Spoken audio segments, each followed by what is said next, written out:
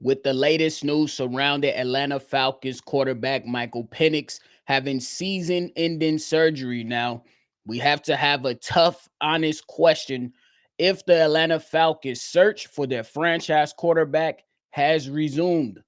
And we also are hearing news that Kevin Stefanski, Cleveland Browns head coach, has now made it official that Shedeur Sanders will make his first official start of the NFL season. Y'all know we got a lot to talk about. We're going to break it all down, but you got to hit the music first. Welcome to your number one spot for all NFL news and content, NFL Central.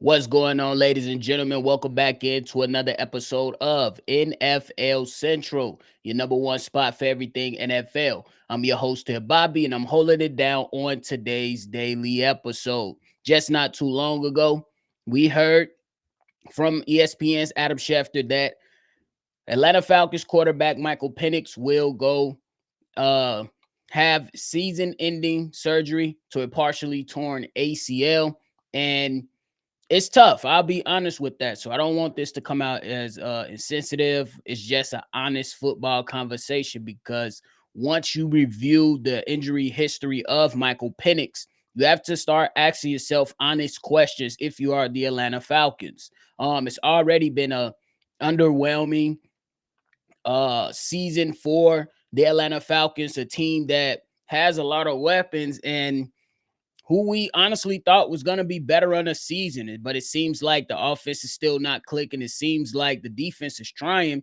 but there is some type of disconnect when it comes to how the Atlanta Falcons are playing this season.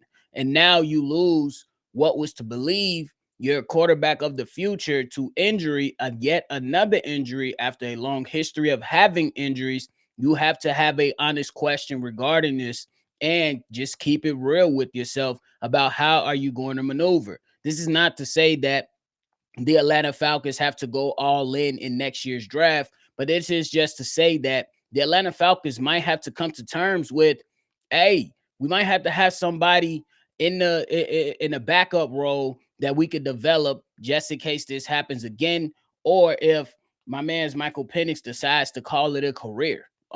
Simply because if you look at the history, in 2018, Michael Penix, he tore his ACL after 3 games. 2019, he had a shoulder injury that ended his season after having a 7-2 record.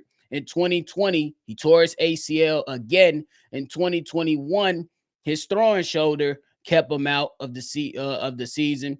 And then in 2025, he tore his ACL again.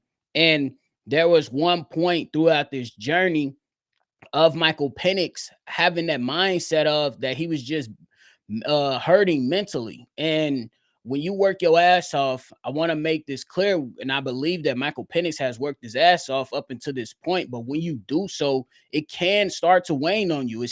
It can now begin to be a weight placed on your shoulders, and then it starts to have questions about how durable you can be for a franchise. The same thing can be said about Joe Burrow, especially with the injuries that he has dealt with throughout his NFL career.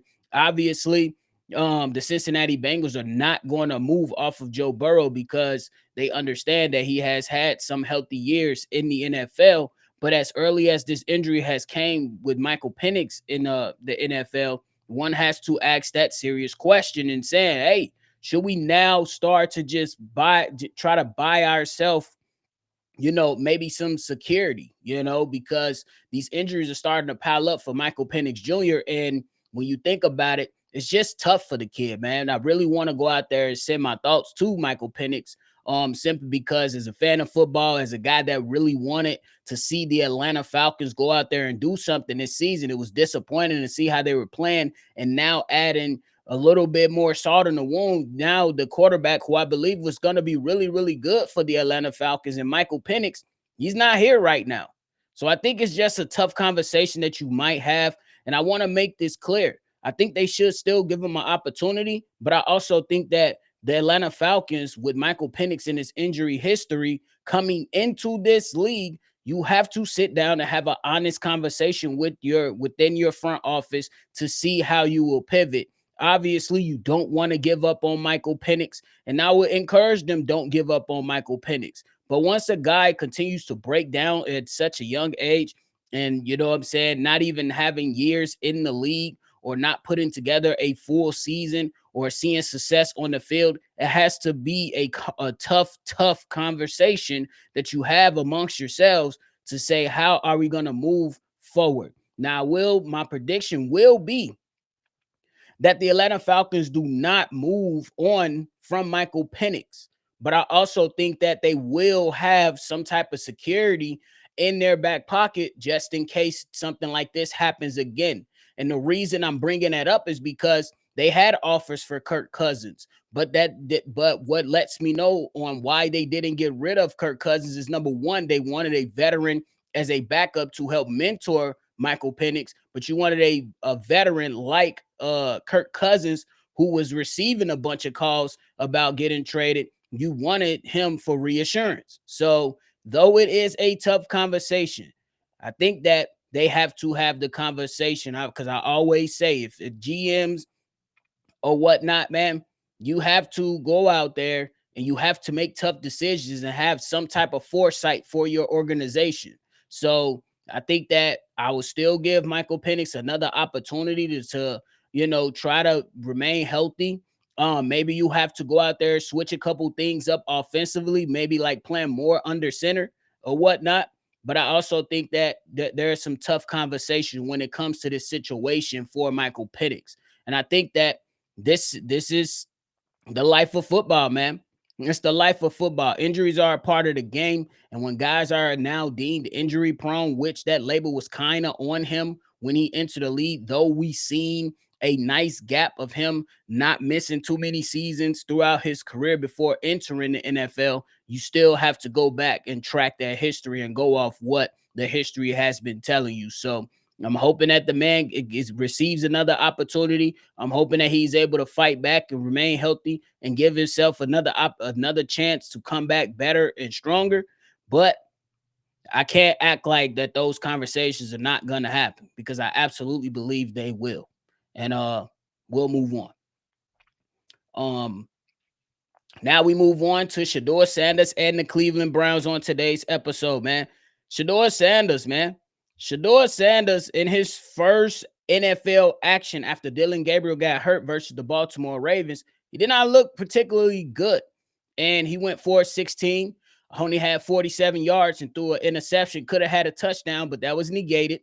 And he just looked a little lost out there. But as a guy that has not received first team reps, that's expected, because the Cleveland Browns didn't set Shedeur Sanders up for success. I didn't ask for him to go out there and receive a bunch of reps with the first team. But when you insert a game and your offensive line doesn't know your cadence, you're not receiving first team reps with the wide receivers out there, how do you expect Shedeur Sanders to go out there and have a good game? That's virtually stupid. Now with Kevin Stefanski now coming out and saying that Shedeur Sanders is going to make his first NFL start versus the Las Vegas Raiders on Sunday, now you say, all right, bet, all game is on. That's what you say now in place of Shedeur Sanders. Shedeur Sanders now has the opportunity to go out there and make a statement for himself early on. Is it going to determine the rest of his NFL career? No, but this is a way to start stacking some positives in the chart. This is a way for Shedeur Sanders to go out there and start putting good things together for himself.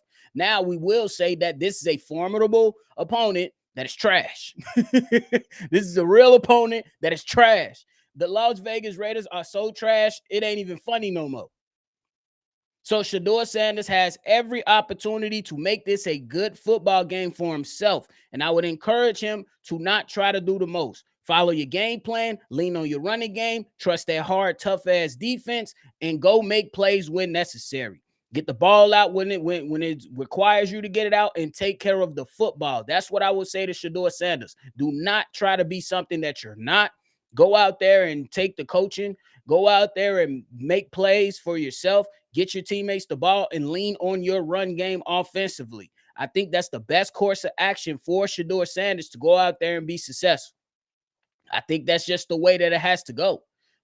Personally, I think that you gotta go out there and make a good impression. I really believe it, because the last 2 times we seen Shedeur Sanders, it was not good. The last time we seen him in preseason, I believe it was versus the Panthers, he looked lost versus the third team. Then the last time we seen them last week versus the Baltimore Ravens, which was expected, by the way, he looked not good. He did not look good. So I would encourage him, now that you have this full week of practice, now that the game plan is going to be centered around you, Shedeur Sanders, you're on the clock. You're on the clock, buddy. This is what we've been calling for. We've been wanting them to give you an opportunity. Now you have to take advantage of said opportunities. I will say that drop touchdown pass that you threw, that was a really good throw. It was a really good throw. But you ultimately didn't come down with, the receiver didn't come down with it. And now here, this is where we are right now when we come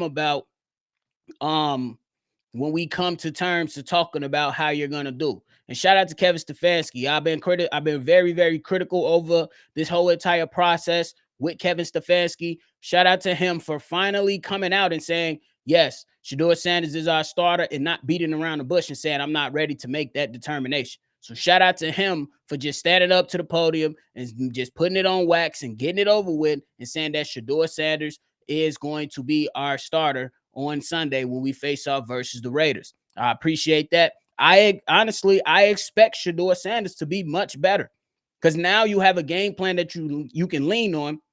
Now you're going to have plays called that suits your skill set. And now you're going to have an opportunity to really do what you can do. Show what you can do. Now you can really do that. So, again, we'll see what happens with them. We'll see what transpires. And, hey, we're going to go ahead and keep it pushing, man. So, hey, that is it for me today. I appreciate y'all for tuning in. Let me know how y'all feeling about the Falcons and Michael Penix. And do y'all think that the franchise will have to start having some conversations? Again, it is not to say that they should just toss him to the wayside, but it is to say that they might have to have some conversations about bringing in or having some type of reassurance because of his long injury history. And Shedeur Sanders, let me know how you think he will perform as well. But hey, that is it. I appreciate y'all. Make sure you always love football, and y'all already know we're going to catch y'all on the next one for sure. Peace. This has been a presentation of the Break Media.